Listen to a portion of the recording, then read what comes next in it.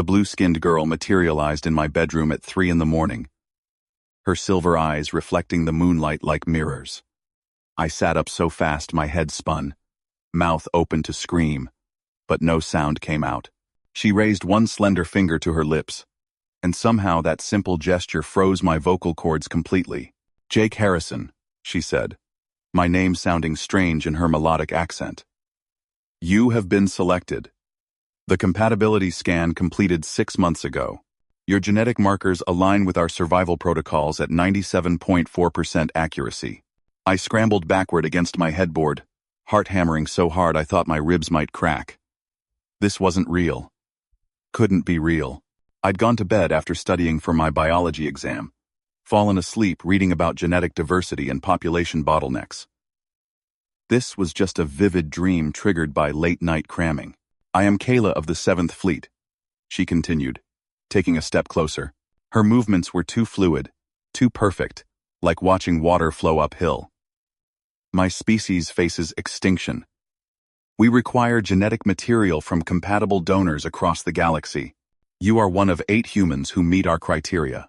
"What?" The word finally escaped my throat, strangled and weak. "You're insane. You need to leave. Now. I cannot leave without completing my mission. My people number less than 4,000. We have searched for 500 years across 73 worlds.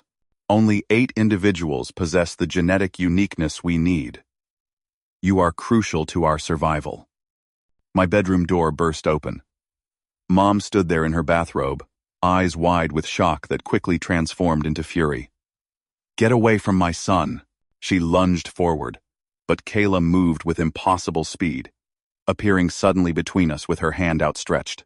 A shimmer of translucent energy rippled through the air, and Mom froze mid-step, suspended like a statue. "She is unharmed," Kayla said quickly, seeing my expression. "Temporal suspension field. She will resume normal function when I deactivate it. But we must speak first, Jake. Lives depend on your understanding." "Let her go." I jumped from the bed, legs shaking but adrenaline overriding fear. "Whatever you want. Whoever you are. You can't just break into people's homes and freeze them. Your world's customs are noted and logged. However, this situation supersedes social protocols. In 48 hours, my ship's council will vote on whether to proceed with forced extraction or abandon Earth entirely. If I return without your voluntary agreement, they will take you by force. If I convince them you cannot be convinced, they will leave, and my species will cease to exist within 3 generations. The weight of her words hit me like a physical blow. That's emotional blackmail. That is survival. Her silver eyes held no malice. Only desperation so raw. It made my chest ache. I am the youngest of my kind. I was born in the evacuation fleet, never knowing our homeworld before the collapse. I watched the genetic degradation claim my sister when I was 7. She was 12. Her DNA simply unwound itself, cellular structure failing because our gene pool became too narrow, too similar. She died screaming. I wanted to look away from those haunting eyes but couldn't. Why me? What makes me so special? Your mitochondrial DNA contains a mutation sequence found in less than 0.001% of any population we have encountered. Combined with specific markers in your chromosome structure, your genetic material would introduce enough diversity to stabilize our breeding program for the next 15 generations. Long enough to find other compatible donors. Long enough to save us. Breeding program, I repeated, the clinical term making everything feel surreal again. You want me to father children with your species, not children.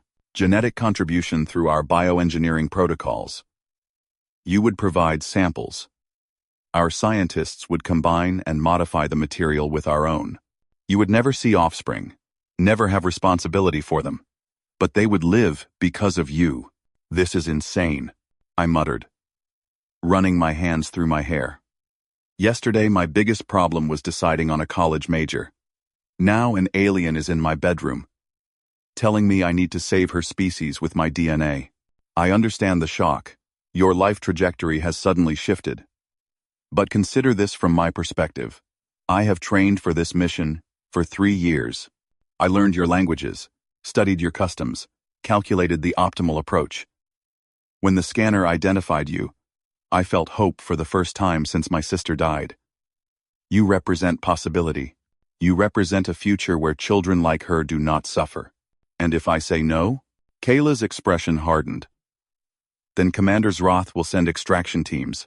They will take you to the ship, harvest what they need, and return you with modified memories. You will never know what happened, but the psychological trauma will manifest in other ways. Depression, anxiety, inexplicable fears. Your mother will remember only that you disappeared for 3 days and returned different. Damaged. Is that preferable to voluntary cooperation? My gaze shifted to Mom, still frozen in her desperate lunge toward me. You're threatening my family. I am presenting facts.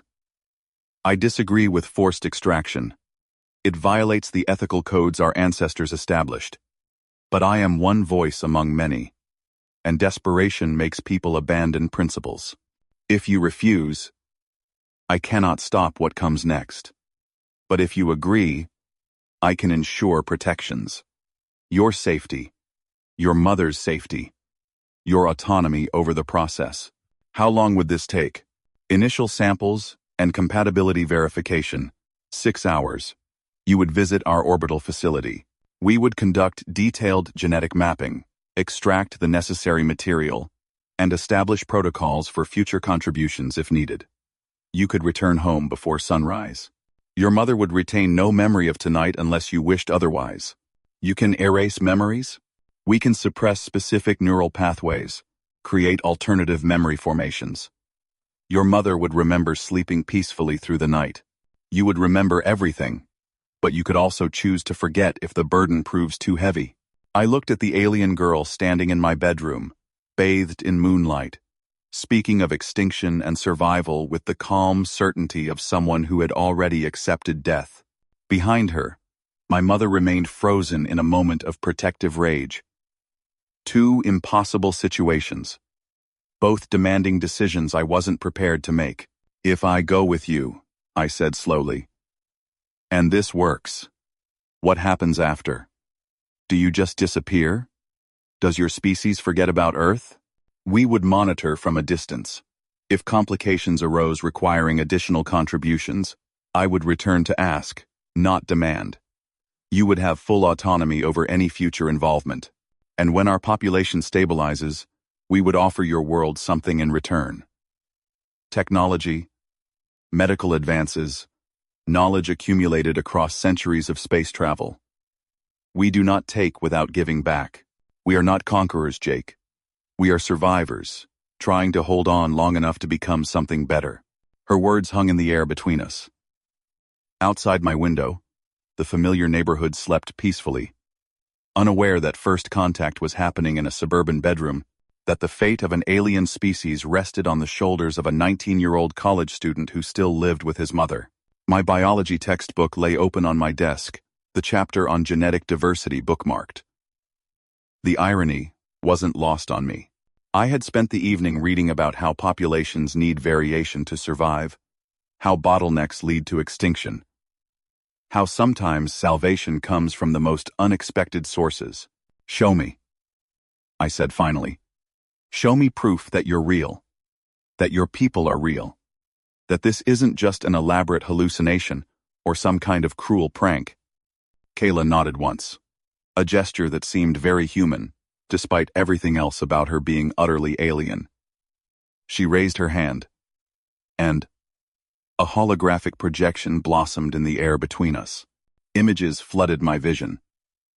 Massive ships hanging in the void of space. Crowds of blue-skinned people with those same silver eyes. Children playing in corridors that curved upward in impossible architecture. Scientists working in laboratories filled with equipment I couldn't begin to understand. And then the darker images. Bodies deteriorating. Genetic sequences unraveling on diagnostic screens. Funeral ceremonies where dozens mourned the loss of young lives claimed by chromosomal collapse. This is my sister, Kayla whispered.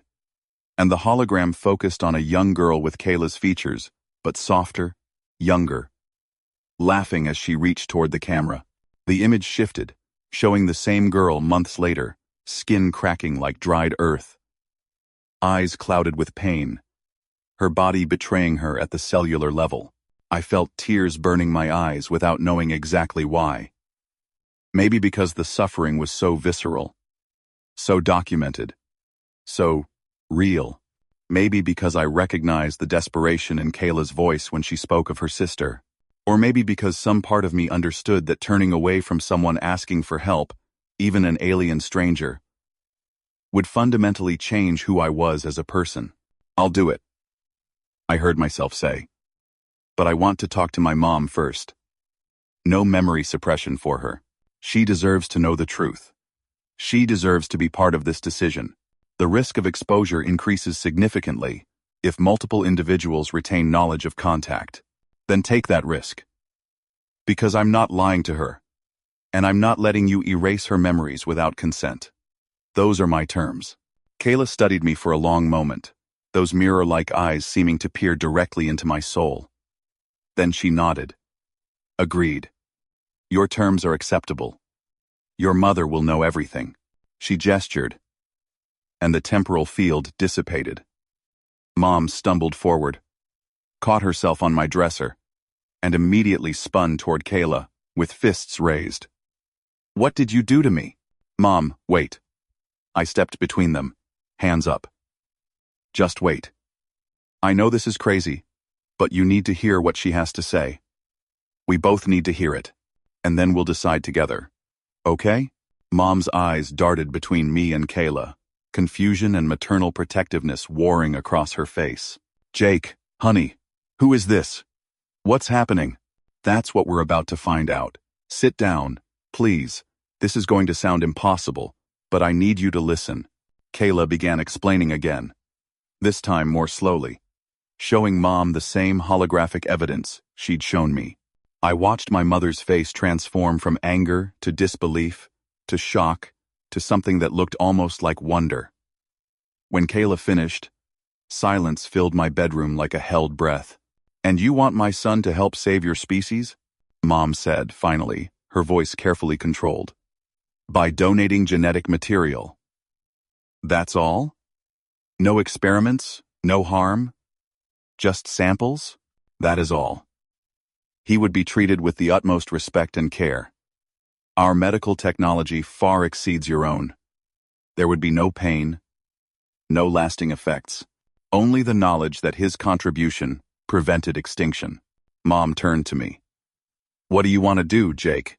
The question hit me harder than any of Kayla's revelations, because it placed the responsibility squarely on my shoulders, acknowledged that despite being her child, I was old enough to make this choice myself. "I think I need to do this. Not because of the threats or the guilt trip, but because if I don't, I'll spend the rest of my life wondering if I let an entire species die because I was too scared to spend 6 hours being uncomfortable." "Then I'm coming with you," Mom said firmly. "If my son is going to an alien spaceship, I'm not letting him go alone." Kayla hesitated. "That is irregular. The Council did not approve dual transport for security reasons." "Then they'll have to deal with it. Because there is no universe, no reality, no set of circumstances where I let you take my child without me. You want his cooperation? This is the price." I saw something shift in Kayla's expression. A flicker of respect crossing those alien features. "Your maternal, protective instinct is noted. I will communicate the updated parameters to my superiors. If they reject the modification, we will need to reconsider the entire arrangement." She pressed something on her wrist that I hadn't noticed before, a device that looked like living metal fused to her skin. A stream of musical sounds poured out. Nothing like any language I'd heard before, rising and falling in patterns that seemed more like birdsong than speech.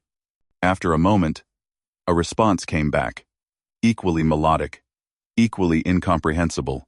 "The Council has granted emergency approval for dual transport under strict supervision protocols. Your mother may accompany you." However, she must understand that what she witnesses cannot be shared with others. The temporal displacement technology we will use for your protection includes memory verification. If either of you attempts to communicate this experience to outside parties, the suppression protocols will activate automatically. So we'd forget if we tried to tell anyone? I asked. You would remember attempting to speak but find the words inaccessible. A safeguard against premature revelation of our presence.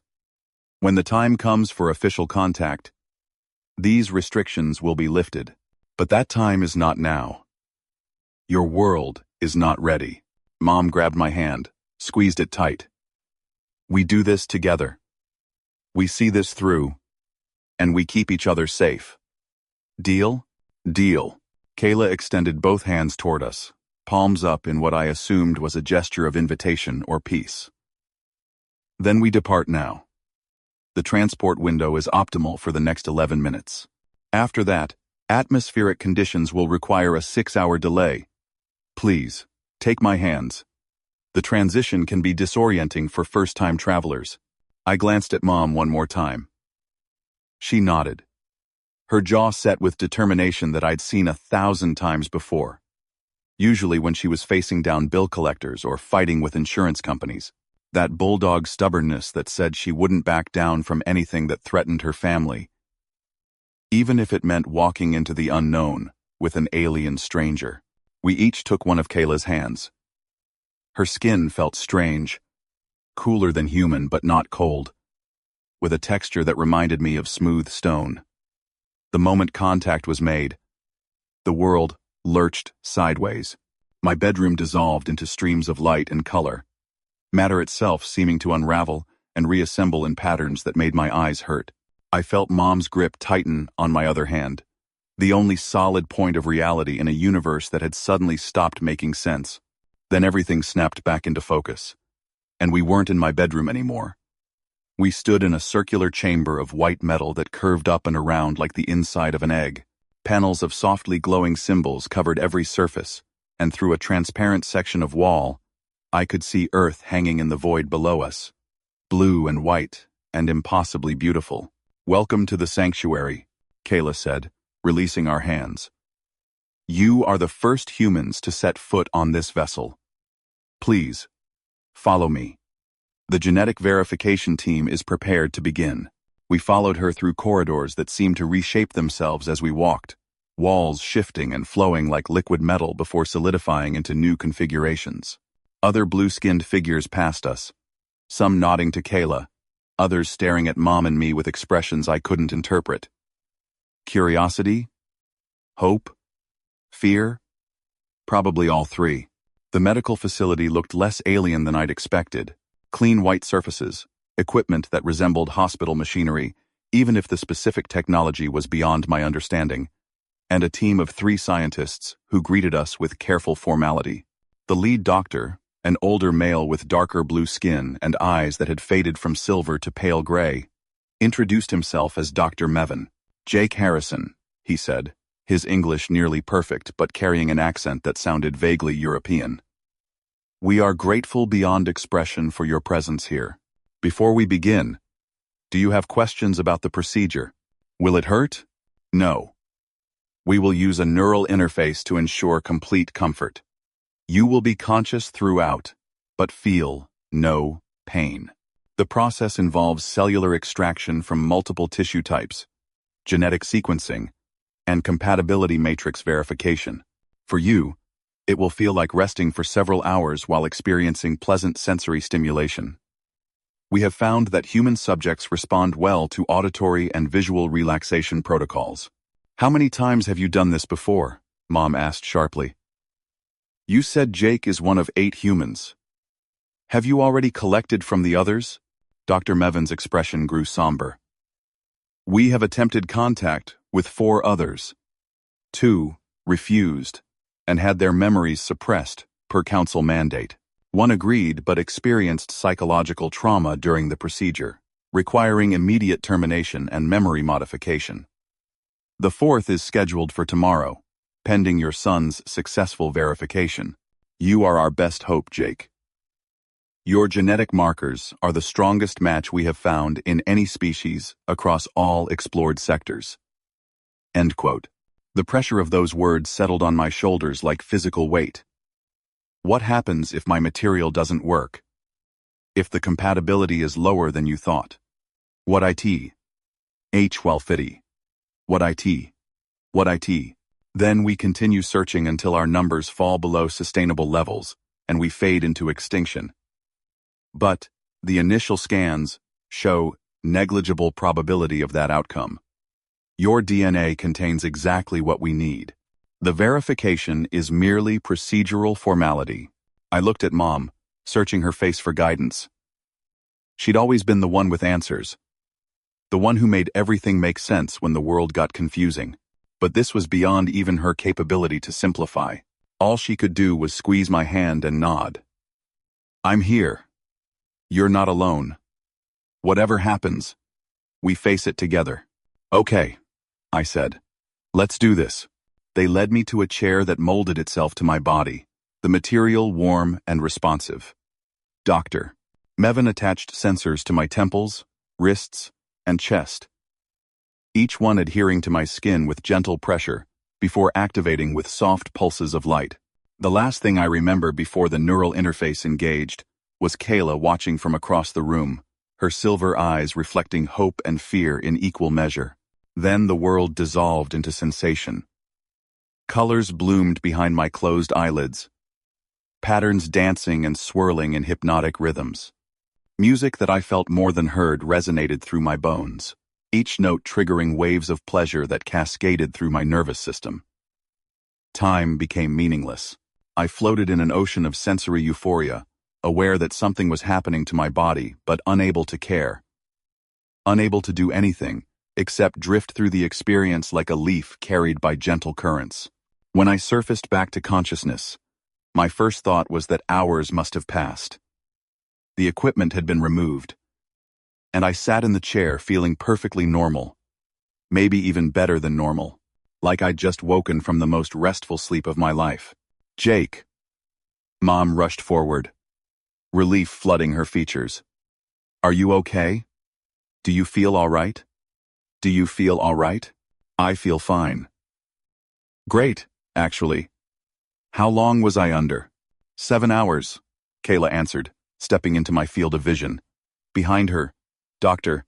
Mevin and his team worked frantically at their stations, streams of data flowing across holographic displays faster than I could follow. The procedure exceeded our expectations. Your cellular compatibility is even higher than initial projections indicated. 98.9%. Integration potential. Dr. Mevin turned from his console, and I saw something I hadn't seen before on any of their faces. Joy. Pure, unrestrained joy. It worked. Ancestors be praised, it actually worked. The genetic sequences are stable, the integration matrices are clean, and preliminary projections show successful reproduction protocols across at least 20 generations, possibly more pending secondary analysis. So I did it? The question came out smaller than intended. I saved your species. You gave us a future, Kayla said softly. You gave children yet unborn the chance to live full lives without fear of their own DNA destroying them. You gave me hope that I might one day have a daughter who will grow old, who will never know the terror that took my sister. Tears rolled down her blue cheeks, silver against azure, and something in my chest cracked open. This wasn't about threats or ultimatums anymore. This was about witnessing someone receive news that their entire world wouldn't end. That the nightmare they'd been living had finally found a path toward light. Mom wrapped her arm around my shoulders. I'm proud of you, sweetie. So proud. We must discuss next steps, Dr. Mevin said, his professional demeanor reasserting itself despite the obvious emotion in his voice. The material we collected today will provide the foundation for our immediate breeding program. However, genetic diversity remains a concern. We would like to establish a protocol for future contributions, perhaps twice annually for the next 5 years. This would ensure maximum population stabilization and provide contingency material should unexpected complications arise. You want me to come back? I hadn't considered that this might be an ongoing commitment. In my mind, it had been a one-time thing, a single act of charity, and then back to normal life. We would compensate you, Kayla added quickly. Not with currency, as your world's economic systems are too different from our resource distribution models, but with knowledge. Medical treatments for conditions your science hasn't solved, extended lifespan therapies, cognitive enhancement protocols. We have much to offer in exchange for your continued cooperation. I don't want payment. If I do this, it's because it's the right thing to do, not because I'm getting something out of it. Kayla tilted her head, studying me with those penetrating silver eyes. Your species continues to surprise me. In our culture, all exchanges must be balanced. To take, without giving, creates disharmony. Please, allow us to offer something in return. If not for you, then for your mother. We have treatments that could extend her healthy lifespan by decades, eliminate disease risks, enhance her quality of life significantly. Mom stiffened beside me. What are you talking about? Our medical scans detected early-stage cellular degradation in your cardiovascular system. Nothing critical yet, but within 10 to 15 years, it will manifest as serious heart disease. We can reverse it completely. One treatment. No side effects.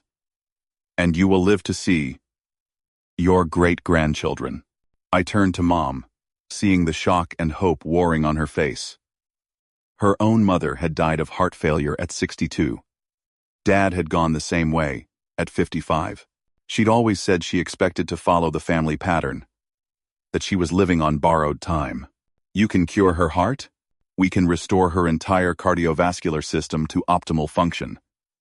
It is a simple procedure by our standards, requiring less than an hour. If she consents, we can perform it now, before you return home. Mom looked at me, then at Kayla, then back at me. I don't know. But they haven't heard us so far. They kept their word about everything. And if there's a chance you could avoid what happened to Grandma and Dad? I couldn't finish the sentence.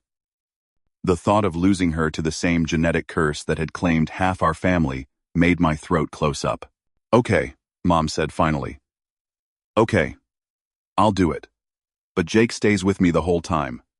I'm not going through any procedure without my son there. Dr. Mevin nodded. Of course. Family bonds are sacred across all species we have encountered. Come. The cardiovascular regeneration suite is adjacent to this facility. The procedure looked nothing like the one I'd undergone. Mom lay on a different kind of table while a machine lowered over her torso, emitting pulses of soft blue light that seemed to penetrate her skin without leaving any mark. She remained conscious throughout, talking to me about normal things, asking if I'd finished my homework, reminding me to text my friend Marcus, who'd been trying to reach me about a party this weekend. Normal conversation in the most abnormal circumstances possible. That was Mom, always trying to maintain some sense of routine and stability, no matter how chaotic the situation became. When the treatment finished, she sat up looking exactly the same but reporting that she felt lighter somehow, like I've been carrying weight I didn't know was there, and someone just lifted it off. Dr. Mevin showed us the before and after scans, pointing out how the previously thickened arterial walls had returned to youthful elasticity, how the weak points in her heart muscle had been reinforced, how her entire system now functioned at the peak efficiency of someone half her age. This is impossible, Mom whispered, staring at the images. This kind of regeneration shouldn't be possible. Your medicine is still in its infancy regarding cellular manipulation, Dr. Mevin explained gently. Give your species another 1,000 years, and you will develop similar capabilities.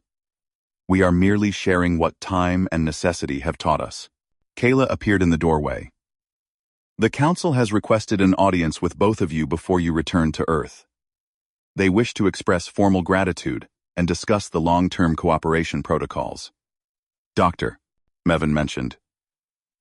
Will you consent to this meeting? I glanced at Mom, who shrugged. We've come this far. Might as well meet the people in charge. The council chamber was the largest space I'd seen on the ship, a circular room with a domed ceiling that displayed a real-time view of the stars beyond. 12 figures sat in a semicircle, their ages varying from relatively young like Kayla to ancient. Their skin faded to pale blue-gray, and their eyes clouded with time. At the center sat a woman who looked to be in her middle years by human standards, her bearing regal despite the simple clothing she wore. "I am High Chancellor Serana," she said, her voice carrying authority that made everyone in the room instinctively straighten. "Jake Harrison, Claire Harrison, you have done something today that will echo through generations of my people. The word, thank you, is insufficient, but it is all we have. You're welcome." I managed, feeling incredibly awkward standing before what amounted to an alien parliament. "I'm glad I could help. I'm glad I could help. We have debated extensively about humanity's readiness for knowledge of our existence. Your species is at a delicate point in development, capable of great wonders, but also great destruction. Revealing ourselves prematurely could derail your natural evolution, introduce technologies and concepts you are not prepared to integrate safely. But you're revealing yourselves to us," Mom pointed out. "To you two specifically. Yes. Because you have earned that trust. Because the situation demanded it. And because we believe you will honor the necessity of discretion until the proper time arrives for open contact." "When will that be?" I asked. 20 to 30 of your years, perhaps. When your world government structures have stabilized. When you have moved beyond the worst of your self-destructive tendencies. When you are ready to join the broader community of spacefaring species, without being overwhelmed by the scope of what lies beyond your solar system. Until then, we watch. We protect. And we remember the debt we owe to the young man who saved us from extinction." The council members each spoke in turn, sharing brief words of gratitude, promises of protection should we ever need it, and commitments to monitor our well-being from a distance. When the last had finished, High Chancellor Serana stood and approached us directly. "Jake, we would like to establish a direct communication link, a device that will allow you to contact Kayla should questions arise or complications develop. It will appear to be a normal piece of your technology but will function across dimensional barriers. She will be your liaison for all future interactions with our people." Kayla stepped forward, holding a small object that looked exactly like a smartphone. Same size and shape and weight. It functions as a normal device would to any outside observer. But when you are alone and press the activation sequence I will teach you, it becomes a direct channel to me. I will respond within minutes, regardless of where in the galaxy my duties take me. I took the device, feeling its familiar weight in my hand. "So this is it? We just go back to our lives and pretend this never happened?" "You go back to your lives," Serana corrected gently. "But you will never pretend this did not happen. This experience will change you both in ways you cannot yet comprehend. You have seen the stars from orbit, witnessed technology beyond your world's current capabilities, learned that you are not alone in the universe. That knowledge is a gift and a burden. Guard it well." Kayla led us back to the transport chamber, explaining the communication device's functions as we walked. She seemed different now, less formal, more relaxed, like completing her mission had lifted a weight that had been crushing her for years. "Will I ever see you again?" I asked as we prepared for transport back to Earth. "Or is this goodbye?" 18. Well, I was in Tacher. I was not ruffled. Any Tacher. I was in Tacher. In a Tager. I will set her. I was not man of the nine. I will set her for cent. I was not many Tager. I will set her from one. "You will see me again," she promised. "In 6 months. When we schedule your next contribution. And perhaps before that. If I find excuse to visit your world. I have grown curious about humanity. You are strange and contradictory and illogical. but also brave and compassionate in ways I did not expect. I would like to understand you better. Maybe you could grab coffee sometime. Do your people drink coffee? She laughed, the sound musical and genuinely amused. We consume liquid nutrients. I suspect your coffee would be either fascinating or revolting, but I would be willing to attempt it for the sake of cultural exchange. Mom smiled. You're welcome anytime, Kayla. Anyone who saves my life gets an open invitation to Sunday dinner. I will remember that offer. Now, please, take my hands again. The journey back will be easier than the journey here. Your neural pathways have adapted to dimensional transit. She was right. The transition felt smoother this time. Less disorienting. More like falling asleep and waking somewhere else than having reality tear apart around me. When my bedroom reformed around us, the clock showed 4:30 in the morning. Less than 2 hours had passed on Earth, despite spending 7 hours on the ship. Time dilation, Kayla explained. A side effect of the transport technology. Remember, she said before dissolving back into streams of light. What you have done today saved 4,000 lives, and the lives of every child they will ever have. That is not a small thing. That is everything. Then she was gone, and Mom and I stood alone in my bedroom, staring at each other in the pre-dawn darkness, trying to process what had just happened. Did we really just go to space? I whispered. Yeah, Mom said, pulling me into a tight hug. Yeah, we did. And you were amazing, sweetie. So brave. I'm so proud of you. We stayed like that for a long moment, holding each other while the familiar world reasserted itself around us. My biology textbook still lay open on the desk. My clothes still hung in the closet. The alarm clock still ticked away seconds in its mechanical rhythm. Everything was exactly as we'd left it, except we had changed in ways that couldn't be seen, but could definitely be felt. So, Mom said eventually, pulling back to look at me, we're just going to go to bed and wake up tomorrow and pretend we're normal people living normal lives? I guess so. What else can we do?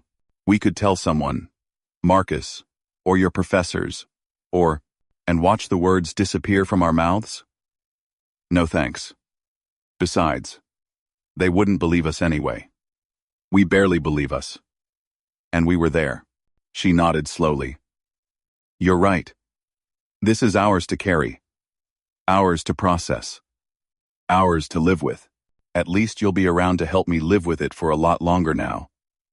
Thanks for getting your heart fixed. Thanks for convincing me to do it. And thanks for being the kind of person who'd help strangers. Even when they're blue and weird and demanding your genetic material. I laughed despite everything. The absurdity finally catching up with the tension.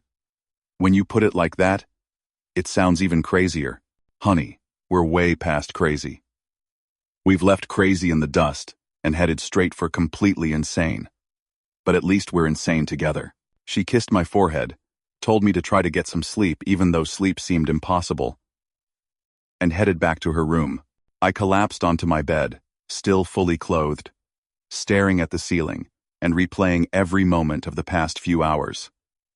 The blue-skinned girl, materializing in moonlight, the frozen moment of Mom's protective rage, the swirling transport that defied physics, the ship hanging in orbit above Earth, the joy on Dr. Mevin's face when the results came back positive, Kayla's tears when she realized her people would survive. My phone buzzed. Not the alien communication device Kayla had given me, but my actual phone. A text from Marcus, asking if I was still coming to his party on Friday. Normal life intruding on the extraordinary, demanding attention, reminding me that despite everything, I still had homework and friendships, and a regular existence to maintain. I texted back a thumbs up, too tired to type actual words, and finally closed my eyes. Sleep came faster than expected, dragging me under into dreams filled with stars and silver eyes, and the weight of knowing that somewhere up there, in a ship hidden from telescopes and satellites, an entire species was building a future, because I'd said yes when I could have said no. The next 6 months passed in a strange duality. On the surface, everything remained normal. I attended classes, aced my biology exam with newfound appreciation for genetic diversity, hung out with friends, complained about professors, and lived the typical life of a college freshman. But underneath, always present in the back of my mind, was the knowledge of what I'd done and who I'd helped. Every time I looked at the night sky, I wondered if Kayla was up there watching. Every time Mom laughed or went for a jog or talked about future plans, I remembered that she'd been given extra decades to enjoy life because of a deal struck with aliens. The communication device sat in my nightstand, unused. What would I even say if I activated it? Thanks for the adventure. Hope the breeding program is going well. It all seemed too mundane for a conversation with someone from another world. But one night, unable to sleep after a particularly stressful day involving failed exams and relationship drama with a girl from my chemistry class, I pulled out the device and activated it using the sequence Kayla had taught me. The screen glowed with symbols that hurt to look at directly before resolving into a video call interface. Kayla's face appeared, silver eyes bright with surprise and pleasure. Yeah, I don't know. Needed to talk to someone who understood what happened, I guess. Mom's great, but there are some things I can't discuss with her. I understand. Isolation can be difficult when carrying significant knowledge. How are you managing the adjustment? We talked for an hour, Kayla explaining developments in the breeding program while I shared stories about my regular life. She found human social dynamics endlessly fascinating, asking detailed questions about dating rituals and academic competition, and why we put so much importance on organized sports. I asked about her world, about life on the evacuation fleet, about what it was like growing up, knowing your species teetered on the edge of extinction. It made everything feel temporary, she admitted. Like we were all holding our breath waiting for the end.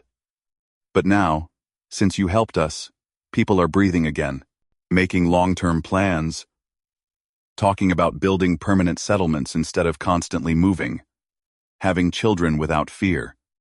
You gave us permission to hope, Jake. That is a gift beyond measure.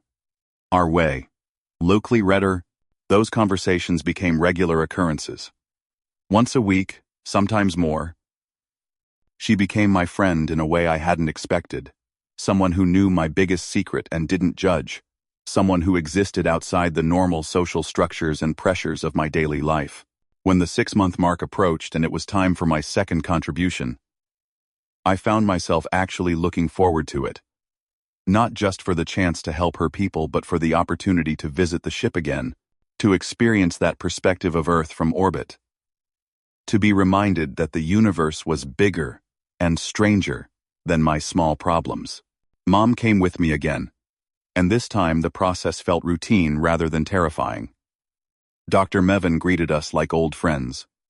The procedure went smoothly, and when it was done, Kayla took us on a proper tour of the ship, showing us hydroponic gardens where they grew food under artificial suns, recreation areas where children played games that looked simultaneously alien and familiar, and observation decks where we could watch Earth turn slowly beneath us. They named a generation after you, Kayla said, as we stood looking at my homeworld through the transparent barrier.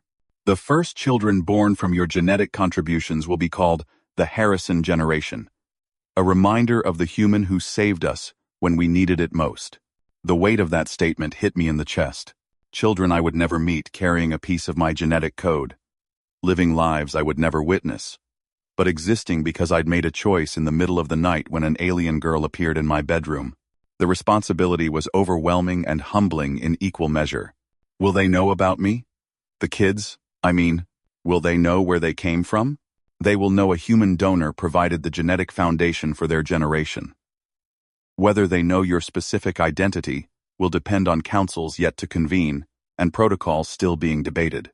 Some argue for complete transparency, others for protective anonymity. There is no consensus yet. What do you think? She considered the question carefully. I think they deserve to know. I think when they are old enough to understand, they should be told about Jake Harrison, the college student from Earth who chose compassion over fear and changed the trajectory of an entire species. But I am biased. You are my friend. I want them to know how remarkable you are. I'm not remarkable. I'm just a guy who happened to have the right DNA and made a decent choice. You consistently undervalue yourself. It is simultaneously endearing and frustrating. I laughed. That's very human of me. Yes, it is. The years continued in that pattern. Every 6 months, I'd return to the ship, make my contribution, spend time with Kayla and the medical team, watch the breeding program's success statistics climb steadily upward. I graduated college, started a career in genetic research, ironically enough, dated and broke up and dated again. Mom retired, took up painting, traveled to places she'd always wanted to see. Life moved forward in its messy, complicated, beautiful way. But everything changed the night High Chancellor Serana contacted me directly through the communication device, her face grave with urgency. Jake Harrison. We require your presence immediately. There has been a complication with the Harrison generation. The genetic integration that appeared stable has developed an unexpected mutation. Without intervention, the affected children will begin experiencing cellular degradation within weeks. We need additional material, different protocols, and your direct involvement in solving this problem. Please, come now. Lives depend on it. I grabbed my jacket and activated the emergency transport sequence Kayla had taught me for exactly this kind of situation. The world dissolved around me, and I materialized in the medical bay to find controlled chaos. Scientists rushed between stations. Holographic displays showed genetic sequences highlighted in warning red, and in the center of it all, Kayla stood with a child in her arms. The girl looked about 5 years old by human standards, her skin the same blue as Kayla's, her eyes the same silver mirrors. But those eyes were clouded with pain, and her skin showed early signs of the cracking degradation I'd seen in the holographic images of Kayla's sister. Her name is Arya, Kayla said, and I heard her voice break. She was the first of the Harrison generation, the genetic pride of our species, and now she is dying because we did not understand the complexity of what we were doing. Jake, please, we need you to save her. I rushed forward. Doctor, Mevin already pulling me toward equipment. Explaining the problem in technical terms, I struggled to follow through the haze of panic and urgency. Something about dormant genetic markers activating unexpectedly, causing cascade failures in the hybrid DNA structure. They needed a direct transfusion.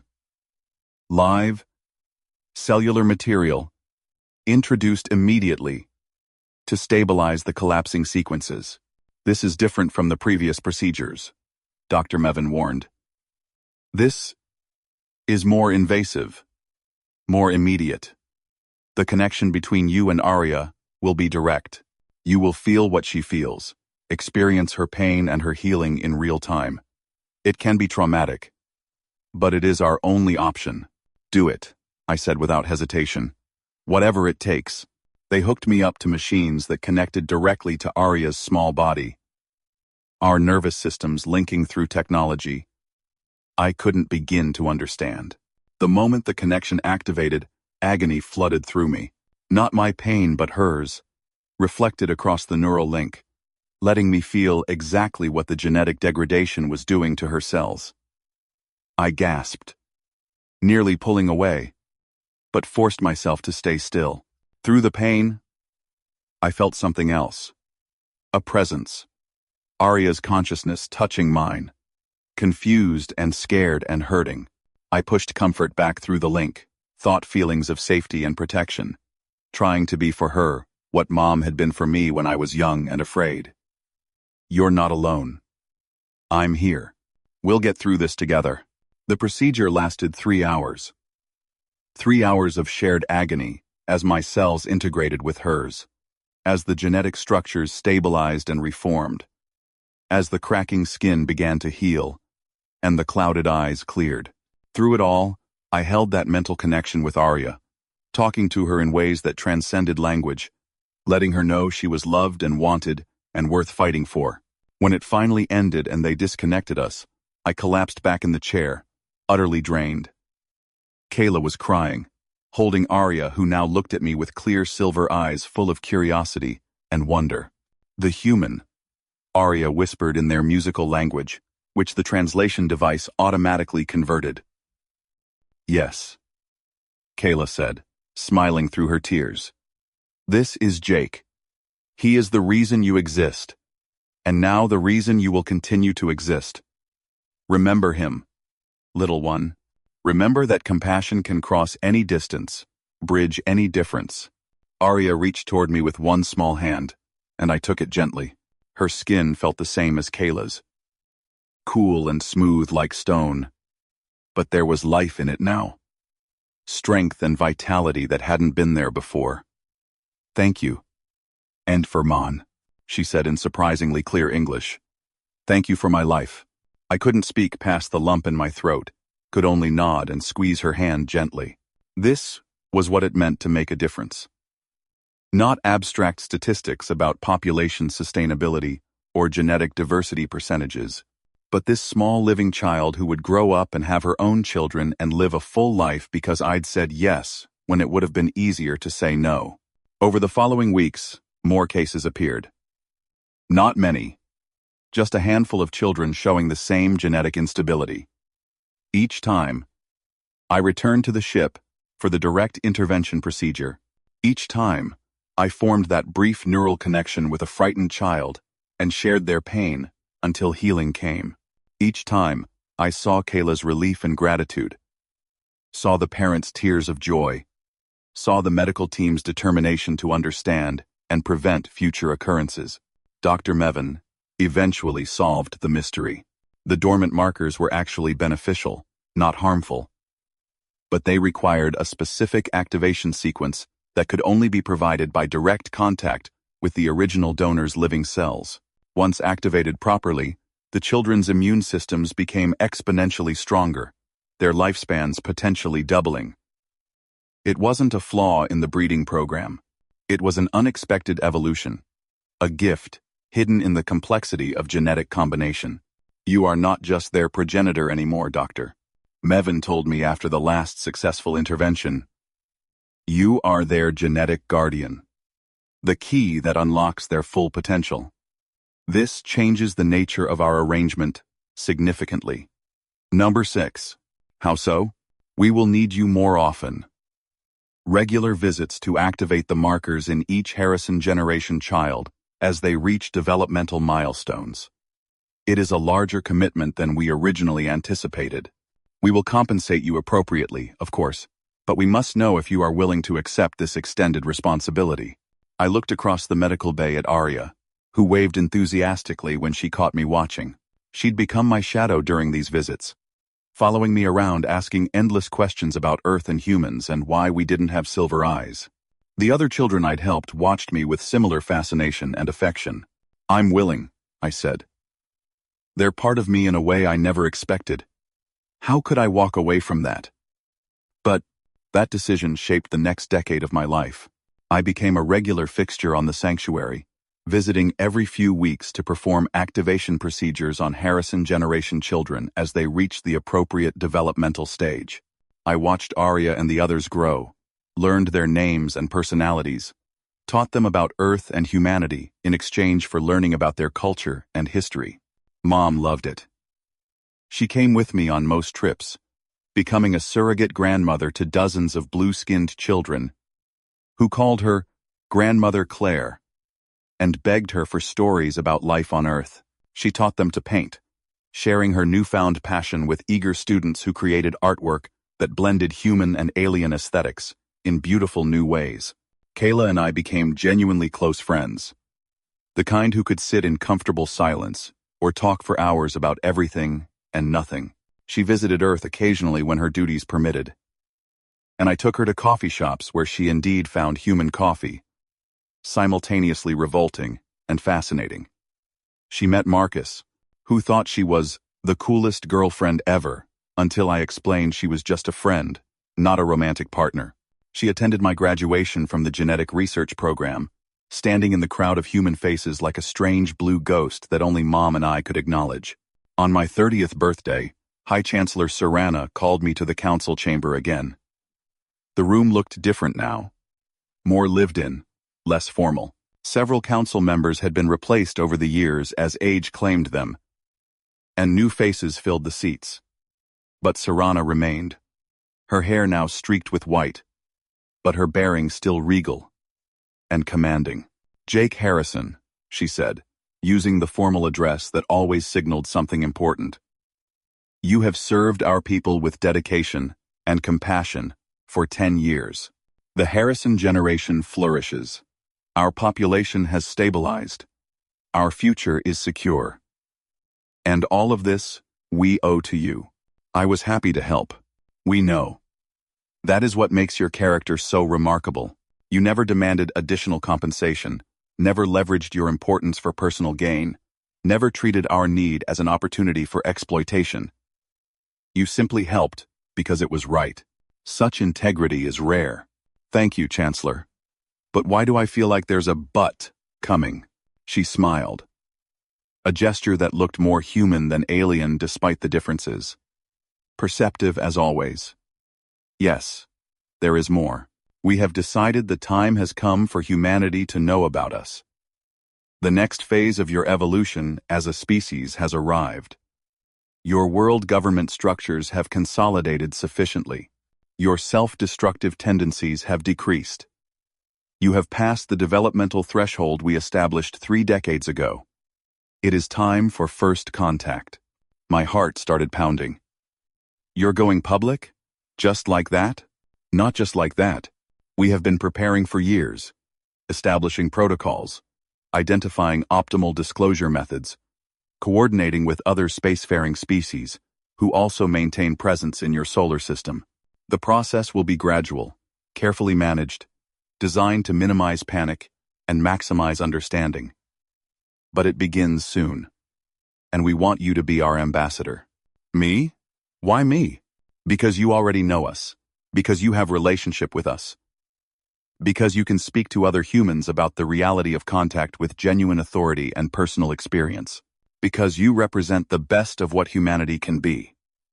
We want you to stand beside us when we reveal ourselves, to be the bridge between our species." The magnitude of what she was asking crashed over me like a tidal wave. To be the face of first contact, to step into public attention in a way I'd never wanted, to have my secret finally revealed to the entire world. It was terrifying and exhilarating in equal measure. I need to think about it, talk to my mom, process what this means. Of course. We will not proceed without your consent. You have given us so much already. We will not demand this from you as well. I found Mom in the hydroponic gardens, surrounded by children learning to paint flowers that existed only on Earth. She'd become an institution on the ship over the years, beloved by multiple generations for her kindness and creativity. When I told her about Serana's proposal, she set down her brush and pulled me to a quiet corner. "What do you want to do?" "I don't know. Part of me thinks it's amazing, historic, the chance to be part of something bigger than myself, but another part is scared. Everything will change. No more quiet life. No more privacy.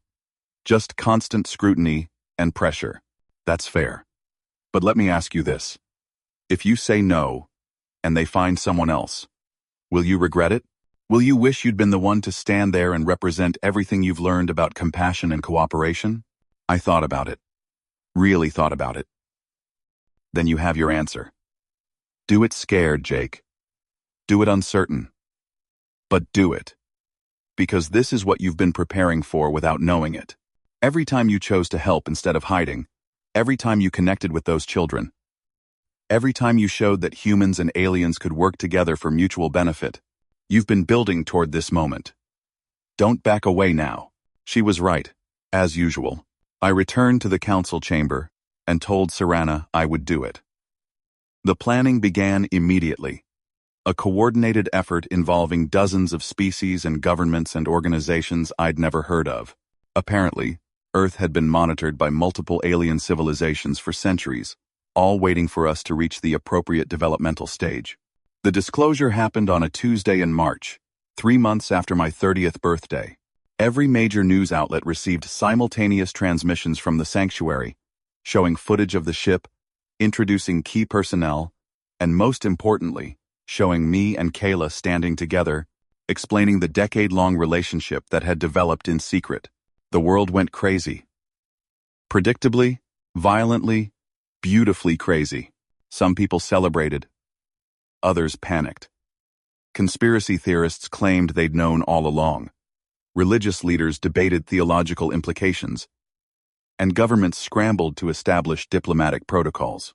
Through it all, I gave interview after interview, explaining what had happened, why I'd made the choices I'd made, and what I'd learned about the universe and our place in it. Arya, now 15 years old and brilliant, appeared with me in many interviews, living proof of successful human-alien cooperation. She called me Dad who gave life in her language, a term that didn't translate perfectly but meant something like genetic guardian or progenitor. Watching her explain scientific concepts to journalists who could barely keep up, seeing her passion for bridging cultural divides, I felt pride that went beyond anything I'd experienced before. Marcus cornered me after one particularly intense press conference. Dude, you've been hanging out with aliens for 10 years and never told me? I couldn't. The memory suppression thing would have kicked in if I'd tried. Still, aliens, man. Actual aliens. And you're like their dad or something? Genetic guardian. It's complicated. Everything about your life is complicated. But also awesome. Like, stupidly awesome. I'm not even mad. I'm just impressed you kept it secret this long. Public opinion shifted over months from shock to fascination to grudging acceptance. The aliens offered technology in exchange for Earth's cooperation in exploring nearby star systems, a mutually beneficial arrangement that appealed to humanity's sense of adventure and desire for advancement. Trade agreements were established. Cultural exchange programs launched. And gradually, impossibly, the presence of alien ships in orbit became just another part of normal life. Kayla took a position as official liaison to Earth, which meant she spent more time on the surface than aboard ship. She rented an apartment near mine, learned to drive a car despite thinking human traffic patterns were inefficient and unnecessarily dangerous, and became a minor celebrity herself. People recognized her on the street, asked for autographs, wanted selfies with the friendly alien woman who'd helped facilitate first contact. Is this what fame feels like for your species? She asked one night over coffee at our favorite shop. Constant observation? And attention? Pretty much. Does it bother you? Sometimes. But I remember why we're doing this. Building bridges. Creating understanding. Making it possible for more like Arya to exist without fear. That makes the discomfort worthwhile. 8. I nodded, understanding completely. That was the thing about big choices that changed lives. They weren't comfortable. They weren't easy. But they were worth it. 20 years after that first night when Kayla appeared in my bedroom, I stood in the same council chamber where I'd first met High Chancellor Serana. But the context had changed entirely. The chamber now existed on Earth, part of the joint human-alien diplomatic complex built outside Geneva. Serana had retired, replaced by a younger chancellor who'd grown up knowing humans existed and were valuable partners. Kayla stood beside me. Her hair now streaked with white like Serana's had been. Both of us middle-aged by human standards, though she'd likely live another century beyond my natural lifespan. Arya stood there too, now a brilliant scientist in her own right, leading research teams that blended human and alien expertise. The genetic guardian protocols are no longer necessary, the new chancellor explained. The Harrison generation has fully integrated the activation markers, and their descendants inherit them naturally. Your role in that capacity has concluded, Jake Harrison. However, we would like to offer you a new position, Director of Interspecies Genetic Research, coordinating efforts across multiple worlds to ensure genetic diversity and stability for all species facing similar challenges to what we experienced. I looked at Kayla, at Arya, at the assembled council members representing dozens of species now, not just one. My quiet life as a college student had evolved into something I never could have imagined. But every step had led here, to this moment, to this opportunity to help not just one species but many. I accept, I said. On one condition. My mom gets to come with me to whatever exotic locations this job requires. She's always wanted to travel. Quote, laughter rippled through the chamber, warm and genuine. Grandmother Claire is welcome anywhere in the galaxy, the Chancellor assured me. She has taught more children to paint than we can count. Her legacy extends almost as far as yours. That night, back at my apartment, I pulled out the old communication device Kayla had given me 2 decades before. It sat in a display case now, a historical artifact that museums kept requesting to borrow. Below it sat my original biology textbook, the one I'd been studying the night everything changed, open to the chapter on genetic diversity that had somehow presaged my entire future.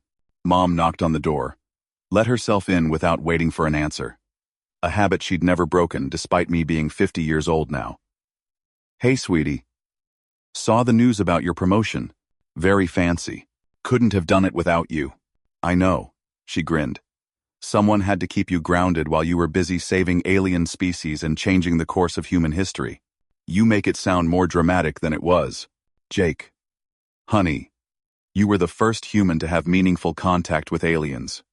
You literally fathered a generation of hybrid children. You stood in front of the world and said, hey, we're not alone, and that's okay.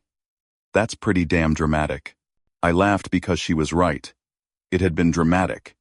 Impossibly, terrifyingly, wonderfully dramatic. Think Dad would have been proud? Her expression softened. Baby, your father would have been so proud he'd have burst. Both of us getting to live these extended healthy lives thanks to alien medicine, getting to see you become someone so important, so good. Yeah. He'd have been proud, beyond words. We sat together in comfortable silence, looking out the window at the city lights and the visible dots of alien ships in orbit above. Normal now.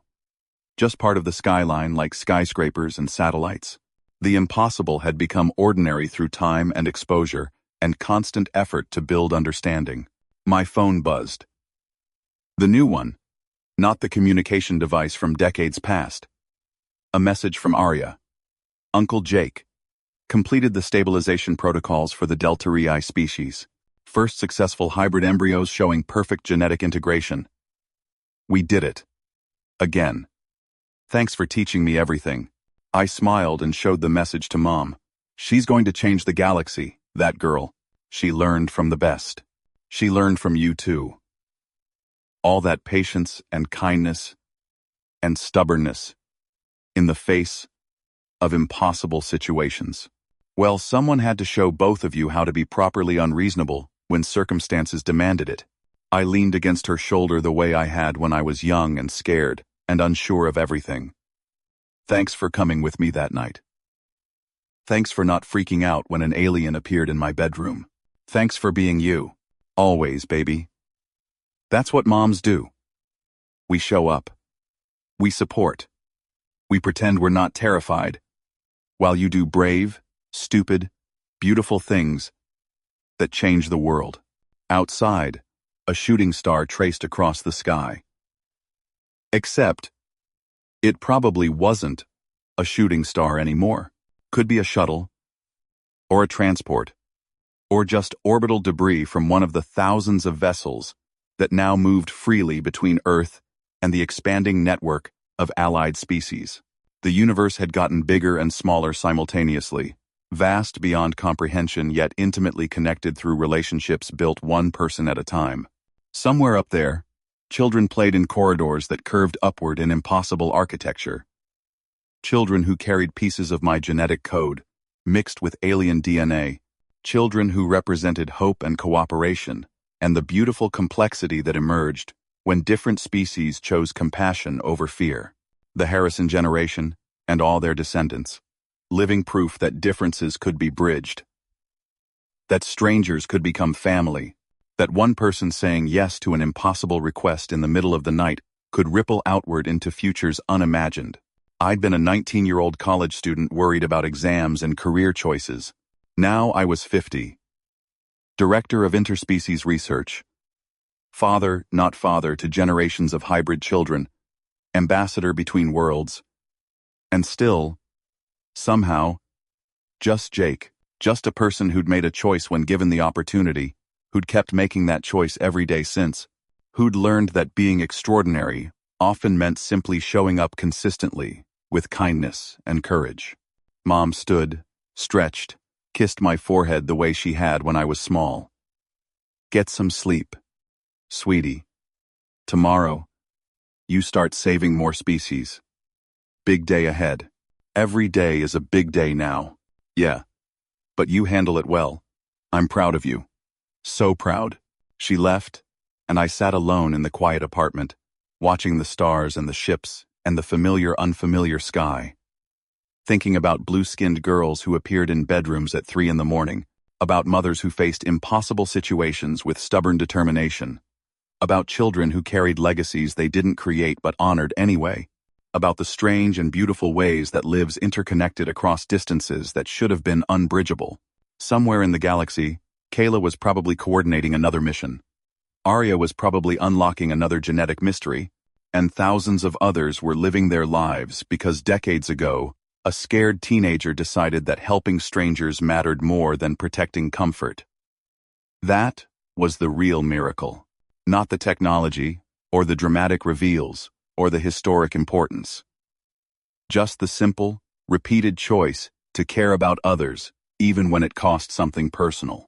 I finally understood what High Chancellor Serana had meant all those years ago when she said this experience would change me in ways I couldn't comprehend. She'd been right. It had changed everything. But the core of who I was remained the same. Just a person trying to do right, stumbling through complicated situations, making mistakes and corrections, learning and growing, and trying again. Just human. Just alien. Just all of us together. Muddling through existence. Building something better than any of us could manage alone. The shooting star completed its arc and disappeared below the horizon. I smiled, turned off the lights, and went to bed, ready for whatever impossible possibilities tomorrow might bring. Because that was what life had become.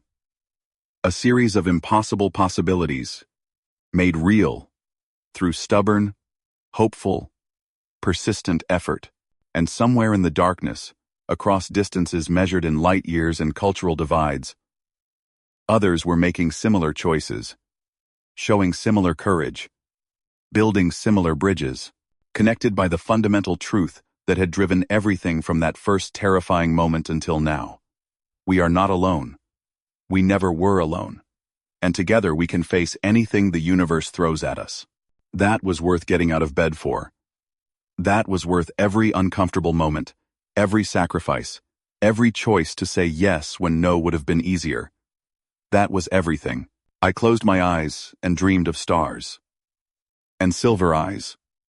And blue-skinned children laughing in gardens that grew across the galaxy. And it was good. All of it. Every impossible, beautiful, terrifying, wonderful moment. It was good.